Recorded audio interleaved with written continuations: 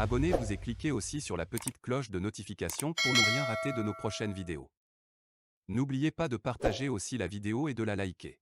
Afrique N24. 6 casques bleus togolais blessés par des engins explosifs au Mali.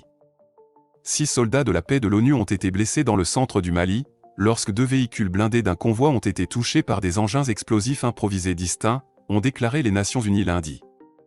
Sur le compte de la MINUSMA on pouvait lire. 6 casques bleus ont été blessés par explosion de mines au centre du Mali. Ces incidents illustrent la menace omniprésente des IED et n'affaibliront en rien notre détermination, a rappelé El Gassimouane. Prompt rétablissement à nos collègues.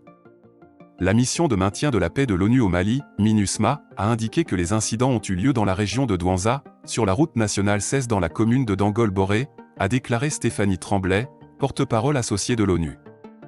Les soldats de la paix blessés, tous originaires du Togo, ont été évacués à Sévaré, où ils reçoivent un traitement médical, a précisé Stéphanie Tremblay. Le convoi est arrivé à Mopti dimanche soir sans aucun autre incident.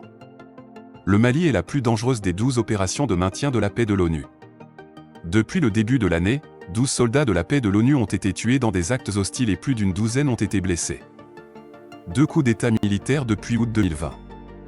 Plongé depuis 2012 dans une crise sécuritaire profonde que le déploiement de forces étrangères n'a pas permis de régler, le Mali a connu 2 coups d'État militaires depuis août 2020. Partis du nord du pays, les violences djihadistes se sont étendues vers le centre et le sud avant que le conflit ne se complique avec l'apparition de milices communautaires et de bandes criminelles. Le conflit a fait des milliers de morts, civils et combattants, et le centre du Mali est actuellement un des principaux foyers de la crise sahélienne. Rappelons que les militaires au pouvoir dans un gouvernement de transition depuis 2020 avec le colonel Assimi Goïta, se sont rapprochés de Moscou en même temps qu'ils se détournaient de la France, faute de résultats. Likez la vidéo si ce n'est pas déjà fait. Laissez aussi votre point de vue en commentaire.